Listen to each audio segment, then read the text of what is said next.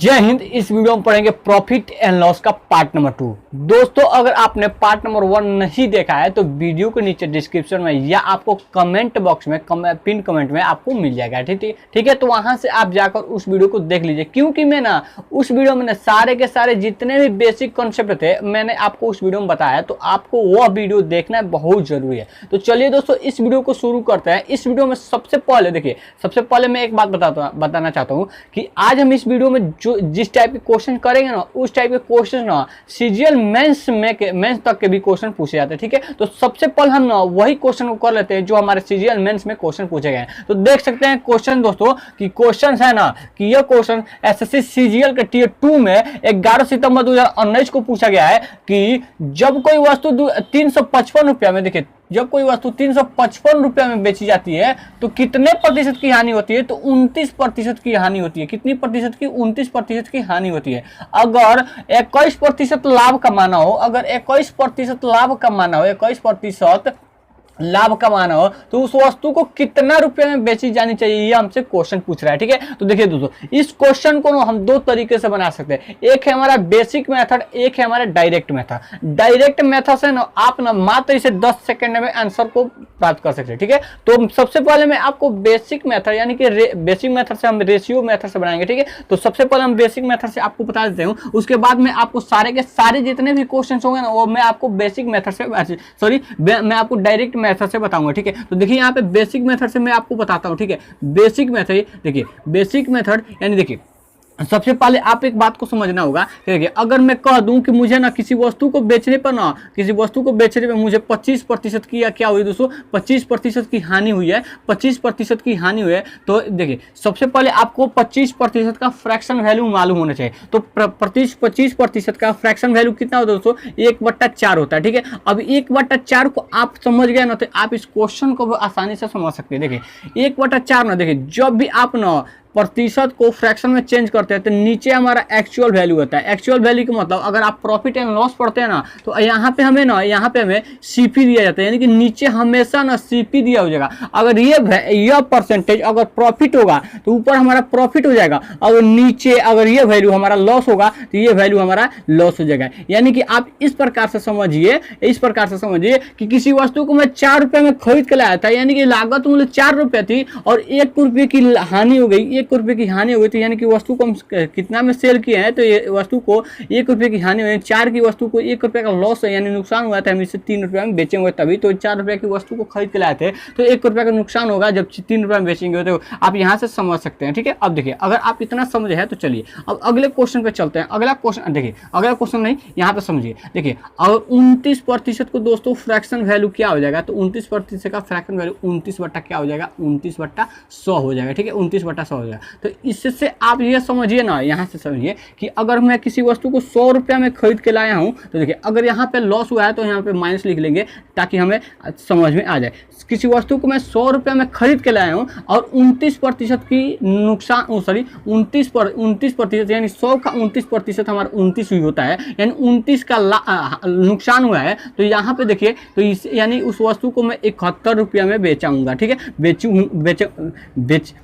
बेचा था तभी तो हमें 29 की हानि हुई है। ठीक है, अब देखिए अब फिर से हम इसका 21% का फ्रैक्शन वैल्यू लिख देते हैं तो 21 बट्टा क्या हो जाएगा दोस्तों, 100 हो जाएगा। अब यहाँ पे इस बात के यहाँ प्लस है, यहाँ प्लस लिखेंगे क्योंकि यहाँ पे लाभ हुआ है तो प्लस लिखेंगे, यानी कि 100 रुपये की वस्तु को अगर हम 21% लाभ कमाना चाहते हैं, 100 रुपये की वस्तु को अगर हम बेचना चाहते हैं और उस पर 21% की लाभ कमाना चाहते हैं तो उसे हमें 121 रुपया में बेचना होगा। ठीक है, 121 रुपया में 100 में 21 को जोड़ देंगे तो 121 हो जाएगा। लेकिन क्वेश्चन बोल रहा है ना, जब हम 100 रुपये की वस्तु को 29% का नुकसान सहे थे तो देखिए 100 रुपये की वस्तु को 29% नुकसान सहकर उसे बेचेंगे तो 71 रुपये में बेचेंगे। लेकिन क्वेश्चन बोल रहा है ना उसे 71 रुपये में नहीं बेचा गया, कितना रुपये में बेचेगा, 355 रुपये में बेचेगा, 355 रुपये में बेचेगा। कितना रुपये में? 355 रुपये में, यानी कि कितना गुना ज़्यादा है, कितना गुना है मेरे दोस्त, 71 से कितना गुना ज़्यादा,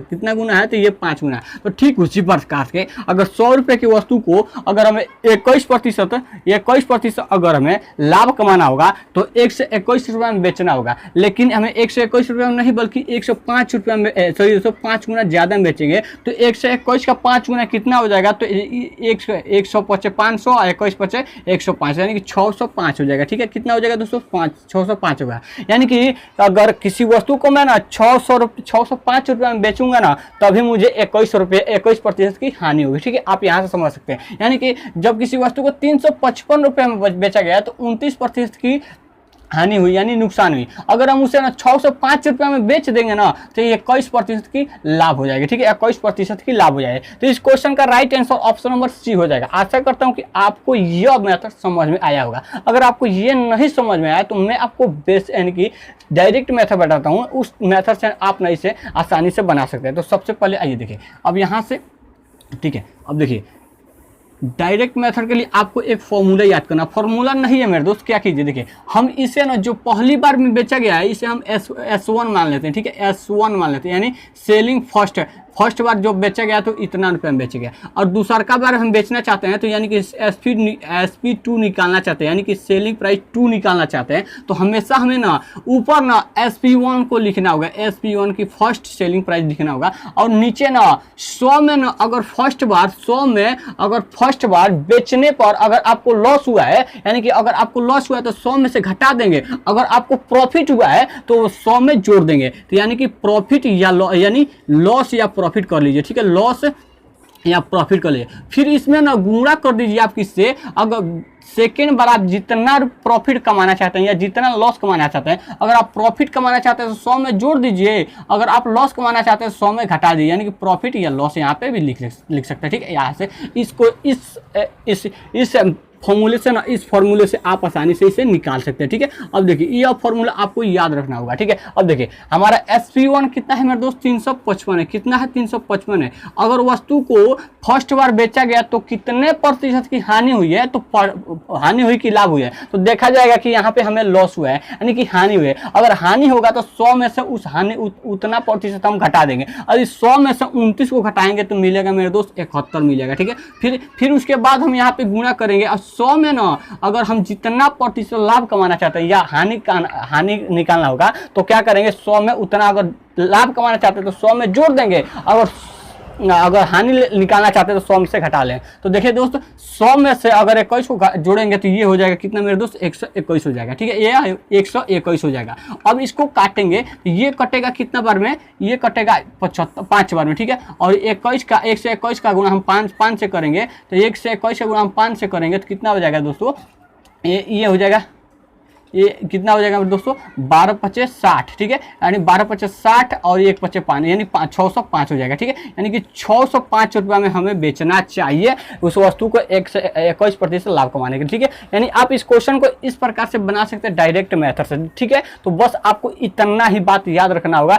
ठीक है, मैंने क्या किया मेरे दोस्त, SP1 को यानी कि फर्स्ट बार जितना रुपये में बेचा था उसको ऊपर रखेंगे, और नीचे ना 100 में से जितना बार फर्स्ट बार बेचने पर हमें नुकसान हुआ उतना में 100 में से घटा लेंगे, और दूसरा बार जितना हमें प्रॉफिट कमाना चाहते हैं उतना हम 100 में जोड़ देंगे। उसके बाद काट पीट कर हम आंसर लेते आएंगे। ठीक है, अब यहाँ से आप इस बात को समझ गए। चलिए दोस्तों, अगर आप इस बात को समझ गए तो चलिए अब हम चलते हैं नेक्स्ट टाइप के क्वेश्चन पे। ठीक है, नेक्स्ट टाइप नहीं मतलब नेक्स्ट क्वेश्चन पे। ठीक है, तो देखिए दोस्तों नेक्स्ट क्वेश्चन क्या है। नेक्स्ट क्वेश्चन भी ये आपकी CGL में 2022 के फर्स्ट शिफ्ट में पूछा गया है। ठीक है, तो क्वेश्चन क्या है, क्वेश्चन जो है एक व्यापारी ने 425 रुपये किसी वस्तु को बेचा। कितना में दोस्तों, 425 रुपये में किसी वस्तु को बेचा। कितना में, 425 रुपये में किसी वस्तु को बेचा। तो कितने प्रतिशत की हानि हुई है मेरे दोस्त, तो 15% की हानि हुई है। ठीक है, कितने प्रतिशत की हानि हुई है, 15% की हानि हुई है। अब वह 5% लाभ कमाना चाहता है, 5% लाभ कमाना चाहता है, तो उस वस्तु को कितने रुपए में बेचेगा।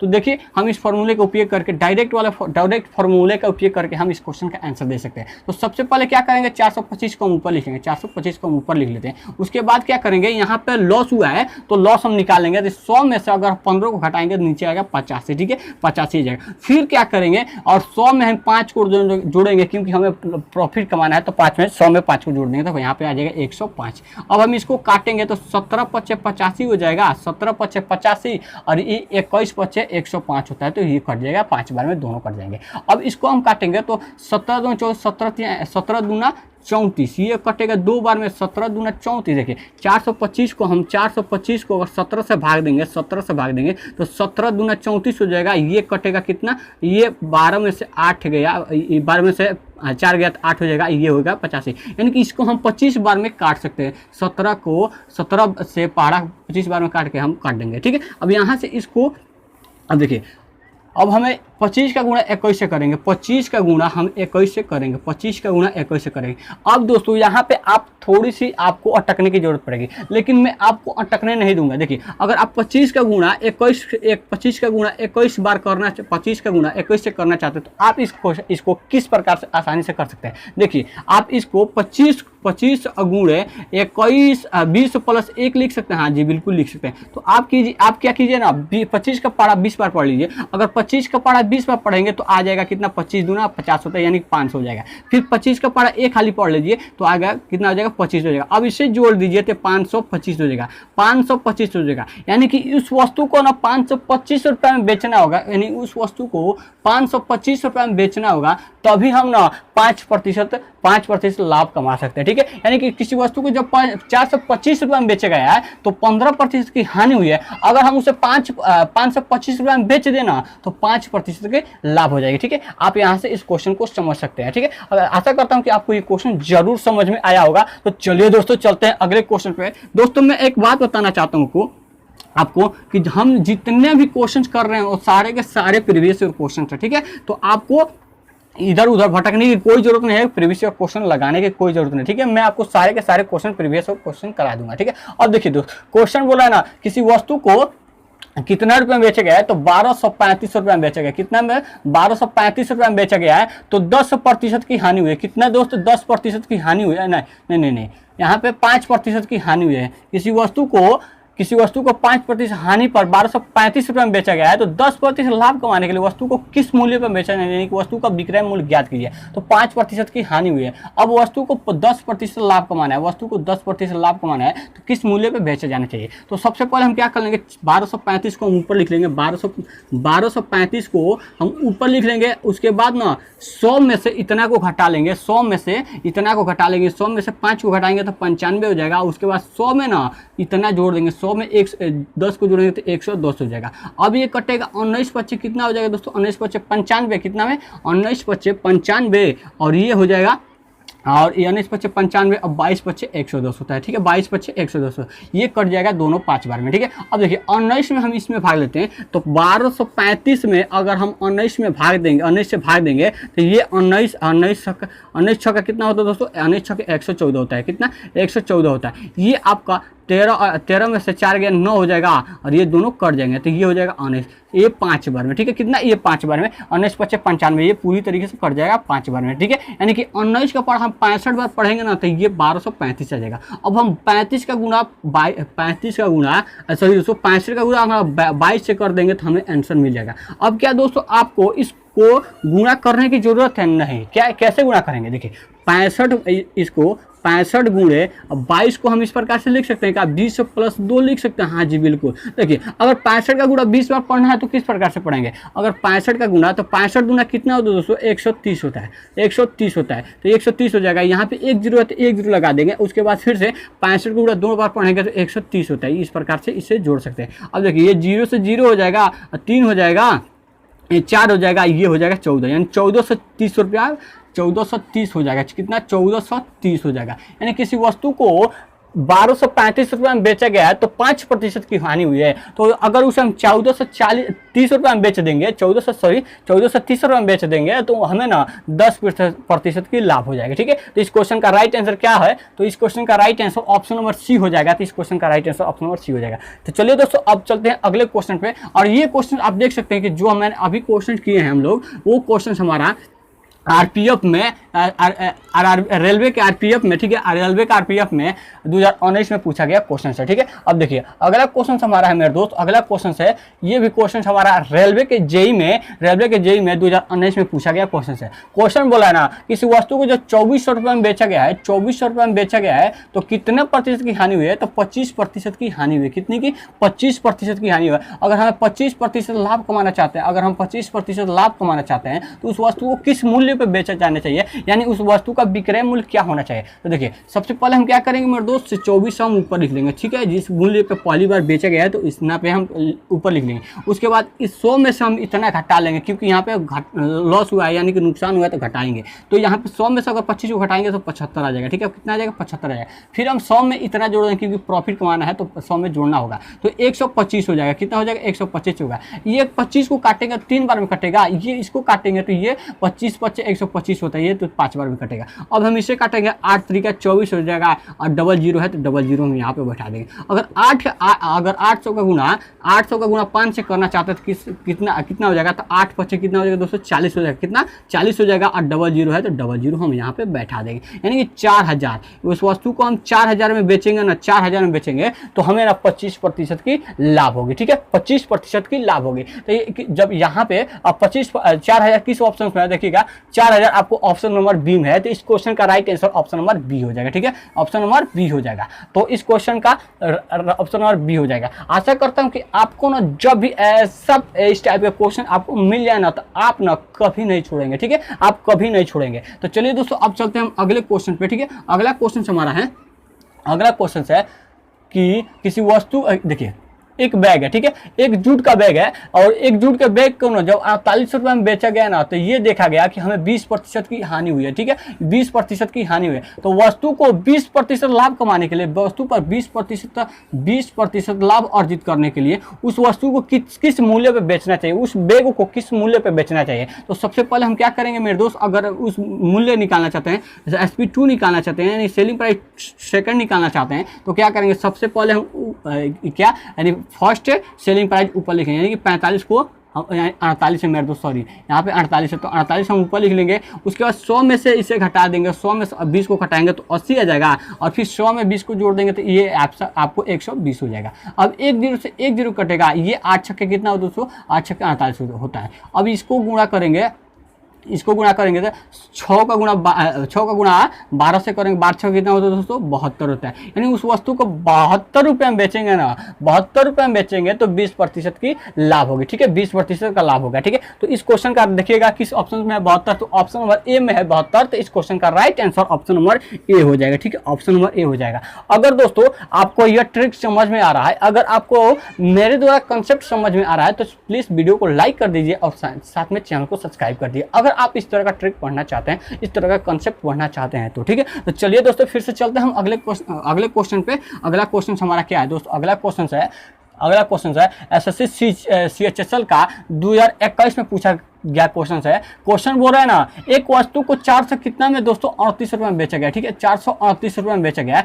और तो 27% की हानि हुई। जब किसी वस्तु को 438 रुपये में बेचा गया तो 27% की हानि हुई। अगर उस वस्तु पर 23% का लाभ कमाना चाहते हैं, अगर उस वस्तु पर 23% का लाभ कमाना चाहते हैं, तो उस वस्तु को किस मूल्य पे बेचा जाना चाहिए? यानी इसे x रुपये में बेचे जाने चाहिए, तो x का मान ज्ञात कीजिए, ठीक है। तो कोई बात नहीं, हम वही यानी कि उसका सेकंड में हमारा विक्रय मूल्य निकालना है, यानी SP2 निकालना है, तो SP2 हम निकाल लेते हैं। फर्स्ट सेलिंग प्राइस ऊपर लिख लेंगे, यानी 438 हम ऊपर लिख लेंगे, और अगर फर्स्ट बार हमें बेचने में हानि हुई तो 100 में से घटा देंगे। अगर 100 में से 27 को घटाएंगे तो हमें मिलेगा दोस्त 73, ठीक है। और फिर से 100 में अगर 23 को जोड़ेंगे तो हमें 123 मिल जाएगा, ठीक है, कितना? 123 मिल जाएगा। अब हम इसे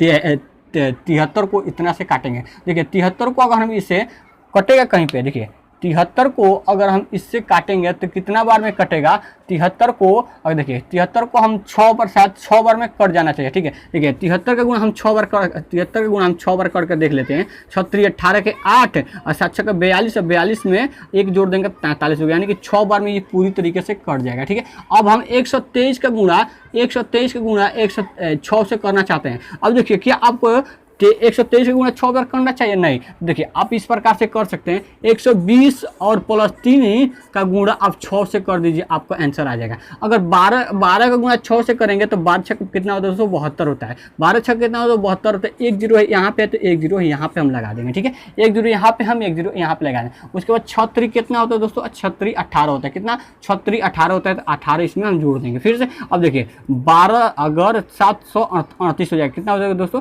738 हो जाएगा। यानी उस वस्तु को कितना रुपए में बेचा जाना चाहिए? तो 738 रुपए में बेचा जाना है, तभी हमें ना 23% का लाभ होगा, ठीक है। तभी हमें 23% का लाभ होगा। तो 738 किस ऑप्शन में है? तो 738 आपको ऑप्शन नंबर सी में है। तो इस क्वेश्चन का right answer option number C हो जाएगा। आशा करता हूं कि आपको ये जरूर समझ में आया होगा। और ये क्वेश्चन आपका एसएससी के CHSL में 2021 में पूछा गया प्रश्न, ठीक है। अब चलते हैं दोस्त अगले क्वेश्चन पे। अगला क्वेश्चन हमारा है CHSL का ही क्वेश्चन है, ठीक है। और सारे के सारे प्रीवियस ईयर क्वेश्चन हम लगातार करते आ रहे हैं, ठीक है। और यहाँ पे ठीक है, अब देखिए किसी वस्तु को ना 8,670 रुपये में बेचा गया, ठीक है। कितना में? 8,670 रुपये में बेचा गया। तो 15% की हानि हुई है। कितने की? 15% की हानि हुई है। अगर वस्तु को 15% का, अगर वस्तु को 15% लाभ कमाना चाहते हैं, वस्तु को 15% लाभ कमाना चाहते हैं, तो उस वस्तु को किस मूल्य पे बेचा जाना चाहिए? उस वस्तु का कीमत क्या होगा? बेचने का कीमत क्या होगा? तो देखिए,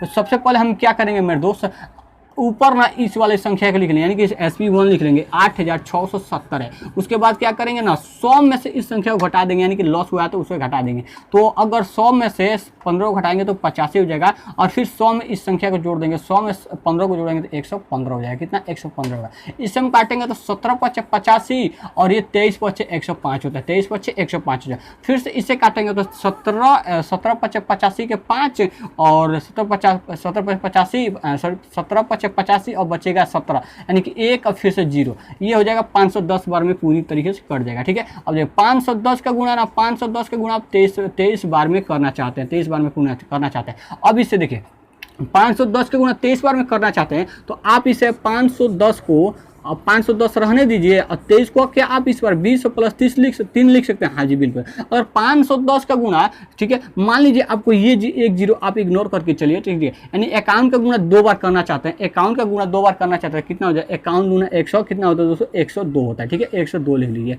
अब यहाँ पे हम 2 जीरो की इग्नोर किए हैं तो 2 जीरो यहाँ पे लगाना होगा, ठीक है। 2 जीरो हमने इग्नोर किया था तो 2 जीरो को लगाना होगा। और फिर से दोस्तों 51 का गुणा हम 3 बार करेंगे तो कितना हो जाएगा दोस्तों? 153 हो जाएगा। 50 3 150, 1 3 3, यानी कि 153 हो जाएगा, ठीक है। 153 हो जाएगा। और एक जीरो को इग्नोर किए थे तो एक जीरो यहाँ पे लगाएंगे। अब यहाँ पे हम इसे जोड़ेंगे तो 0 हो जाएगा, 3 हो जाएगा, 5 2 7 हो जाएगा और ये 1 हो जाएगा, यानी कि 11,730 हो जाएगा। 11,730 रुपये में उस वस्तु को बेचा जाना चाहिए। 11,730 में बेचा जाना चाहिए, ठीक है। 11,730 रुपये में बेचा जाना चाहिए। तो 11,730 किस ऑप्शन में है? तो 11,730 आपको ऑप्शन नंबर बी में दिखाई दे रहे थे। इस क्वेश्चन का right answer option number B हो जाएगा, ठीक है। आशा करता हूं कि आपको जरूर समझ में आ रहे होंगे और सारे के सारे क्वेश्चंस आप देख सकते हैं प्रीवियस क्वेश्चन है। अब चलते हैं अगले क्वेश्चन पे। अगला क्वेश्चन ना आपको देखकर ना थोड़ा बहुत डर लगेगा। क्यों? क्योंकि यहाँ पे जो हमारा परसेंटेज है ना वो फ्रैक्शन में है,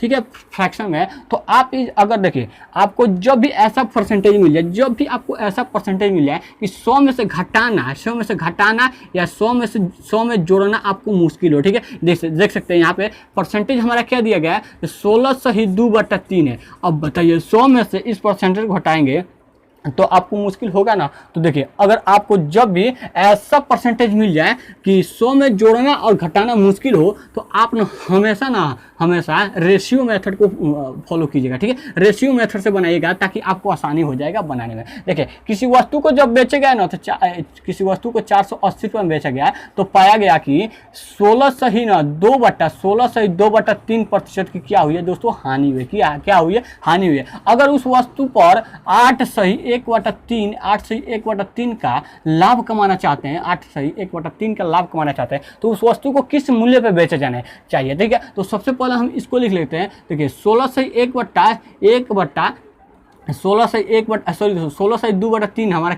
फ्रैक्शन में क्या होता है तो 1/6 होता है। देखिए 1/6 कैसे है तो मैं आपको बताता हूँ कैसे है, ठीक है। यहाँ पे देखिए 16 थी 48, 48 में जोड़ देंगे 50 हो जाएगा, 50 और ये नीचे 3 और इस परसेंटेज को हटाएंगे तो नीचे हमारा क्या आ जाएगा दोस्तों 100 आ जाएगा। अब इसे हम काटेंगे तो 50 दूना कितना होता है 200 होता है, सॉरी 50 दूना 100 होता है और ये 3 का गुणा 2 से करेंगे तो नीचे आ जाएगा 1/6, ठीक है। 1/6 हो जाएगा, 1/6 हो जाएगा, यानी कि उस वस्तु को एक ये इसका जो फ्रैक्शन वैल्यू होगा यहाँ पे हो जाएगा। अब देखिए यहाँ पे क्या हो जाएगा दोस्तों 8/8 सही 1/3 को फ्रैक्शन वैल्यू क्या होता है तो 1/12 होता है। कैसे देखिए 8 3 24 है, 24 में 1 जोड़ेंगे तो 25 हो जाएगा, 25 बटा कितना हो दोस्तों 3। अगर हम यहाँ पे प्रतिशत है तो प्रतिशत हटाएंगे तो नीचे 100 हो जाएगा, ठीक है 100 हो जाएगा। इसको काटेंगे 25 चौका कितना हो दोस्तों 25 चौका 100 होता है। अब 4 3 12 हो जाएगा, ठीक है 1/12 हो जाएगी, ये आपका फ्रैक्शन वैल्यू है 1/12, ठीक है। अब देखिए क्या इस फ्रैक्शन से आपको क्या समझ में, यहाँ पे प्रॉफिट है तो प्लस लगाएंगे, यहाँ पे लॉस हुआ था तो माइनस लगाएंगे, ठीक है। अब देखिए किसी वस्तु को मैं किसी वस्तु को 6 रुपये में खरीद के 6 रुपये में खरीद के लाया था और उसे 1 रुपये के नुकसान पर बेच दिया, यानी उस वस्तु को हम 5 रुपये में बेचे हैं, ठीक है। इस वस्तु को 5 रुपये में बेचे हैं, ये आपका कॉस्ट प्राइस है और ये आपका सेलिंग प्राइस है, ठीक है। ये आपका सेलिंग प्राइस है। और फिर से हम किसी वस्तु को 12 रुपये में खरीद के लाए थे और उसमें एक का लाभ कमाना चाहते हैं तो उसे हमें कितना पे बेचना होगा तो उसे हमें 13 रुपये में बेचना होगा, ठीक है 13 रुपये में बेचना होगा। आप मुझे एक बात बताइए मेरे दोस्त, आप किसी वस्तु को एक ही वस्तु को आप कहेंगे कि मैं 6 रुपये में खरीद के लाए और उसी वस्तु को दूसरी जगह पे जाएंगे तो कहेंगे कि क्या मैं उसे 12 रुपये में खरीदा हूँ, नहीं, आपको बराबर करना होगा, ठीक है। आप उसे बराबर कीजिए, अगर हम इसे या तो आप इसे 6 बना दीजिए या तो आप इसे 12 बना दीजिए, ठीक है तो बराबर हो जाएगा। तो देखिए हम इसे 12 बना देते हैं तो 12 बनाएंगे तो इसमें 2 से गुणा करना होगा, ठीक है 2 से गुणा करेंगे। अगर हम इसमें 2 से गुणा किए ना तो इसमें भी हमें 2 से गुणा करना पड़ेगा। तो ये हमें नया रेशियो बना के देंगे, ठीक है। ये हमें नया रेशियो बना के देंगे तो ये हो जाएगा 12, ठीक है, और ये हो जाएगा 10, ठीक है। ये हो जाएगा 10, ये हो जाएगा 12 और ये हो जाएगा 13, ठीक है 12 13। अब यहाँ से समझ सकते हैं आप, देखिए किसी वस्तु को जब 12 रुपये में खरीद के लाया गया, 12 रुपये में खरीद के लाया गया था और उसमें 16/2/3% का लॉस सहकर, नुकसान सहकर उसे 10 रुपये में बेचा गया। अगर उसी वस्तु को 13 रुपये में बेचा जाएगा ना तो इतना प्रतिशत का लाभ हो जाएगा, ठीक है। तो देखिए उस वस्तु को कितना रुपये में बेचा गया था फर्स्ट बार, तो उस वस्तु को 480 रुपये में बेचा गया था। कितना में 480 रुपये में बेचा गया था। तो इससे कितना गुना ज़्यादा है तो इससे 48 गुना है, ठीक है। तो ठीक उसी प्रकार से उस वस्तु को हम 8 सही 1/3% का लाभ कमाना चाहते हैं तो 13 में ना बेचकर कितना में बेचेंगे 48 गुना में बेचेंगे। इससे 48 गुना कितना हो जाएगा तो 13 का 48 गुना, देखिए अगर हम 13 का गुणा 48 में करना चाहते हैं, अगर 13 का गुणा 48 में करना चाहते हैं तो 48 हो जाएगा 48 और ये 13 को हम 10 + 3 लिख सकते हैं, जी बिल्कुल लिख सकते हैं, 10 + 3 लिख सकते हैं जी बिल्कुल। तो 48 का गुणा हम 10 से करेंगे तो 480 हो जाएगा। फिर 48 का गुणा हम 3 से करेंगे तो 48 गुणा 3 से करेंगे तो 48 गुणा 3 से करेंगे तो 8 3 का 24 के 4 हाथ में है 2, 8 4 3 12 और 12 में 2 जोड़ देंगे तो 14 हो जाएगा। अब इसको ऐड करेंगे तो 4 8 4 12 के 2 और 1 5 हो जाएगा। कितना हो जाएगा 5 1 6 हो जाएगा। कितना 624 हो जाएगा। यानी उस वस्तु को 624 रुपये में बेचना होगा, ठीक है। कितना में 624 रुपये में 624 रुपये में बेचना होगा। यानी किसी वस्तु को 480 रुपये में बेचा गया तो 16 सही 2/3 का हानि हुई है, प्रतिशत की हानि हुई है। अगर हम उसे 624 रुपये में बेच देंगे ना तो 8 से 1/3% का लाभ हो सकता है, ठीक है। तो दोस्तों आपको याद रखना होगा कि जब भी आपको ऐसा फ्रैक्शन मिल जाए कि 100 में से घटाना या जोड़ना मुश्किल हो तो आप हमेशा रेशियो मेथड को फॉलो कीजिएगा। इससे आपको ज़्यादा कन्फ्यूजन नहीं होता है, आपको कैलकुलेशन करने में ज़्यादा दिक्कत नहीं होती है। अगर आप उसे उस फॉर्मूले जो मैंने आपको फॉर्मूला बताया था पिछले क्वेश्चन में, तो अगर आप उस क्वेश्चन को लेकर बैठ जाएंगे तो आपको 100 में जोड़ना घटाना बहुत ज़्यादा मुश्किल हो जाएगा और आप आंसर से बहुत दूर हो जाएंगे। आप उस क्वेश्चन का आंसर नहीं ला पाएंगे क्योंकि उसमें कैलकुलेशन इतना बड़ा हो जाता है कि आपको उसका आंसर नहीं मिल पाएगा। तो आप जब भी आपको ऐसा परसेंटेज मिल जाए, ऐसा परसेंटेज, यानी इस परसेंटेज को जानते हैं हम क्या कहते हैं, इस परसेंटेज को रेशियो परसेंटेज कहते हैं, यानी कि भिन्न प्रतिशत कहते हैं, भिन्न प्रतिशत कहते हैं, ठीक है। सॉरी फ्रैक्शन प्रतिशत काटा, ठीक है, यानी कि भिन्न प्रतिशत कहते हैं। अगर भिन्न प्रतिशत मिल जाए तो आप ना हमेशा रेशियो मेथड को यानी कि बेसिक मेथड से बनाइए, तो आपको आंसर जल्दी मिल सकता है। तो दोस्तों आशा करता हूं कि आपको दोनों तरीके आपको आसानी से समझ में आ गया हो। अगर दोस्तों आपको दोनों तरीके आसानी से समझ में आ गया है तो प्लीज़ यार वीडियो को लाइक कर दीजिए और हमारे चैनल को सब्सक्राइब कर दीजिए, जब भी आपको इस प्रकार के, ताकि आपको ना जब आपको इस प्रकार के वीडियो आपके नोटिफिकेशन में आता रहे, ठीक है। तो चलिए दोस्तों मिलते हैं नेक्स्ट वीडियो में। जय हिंद।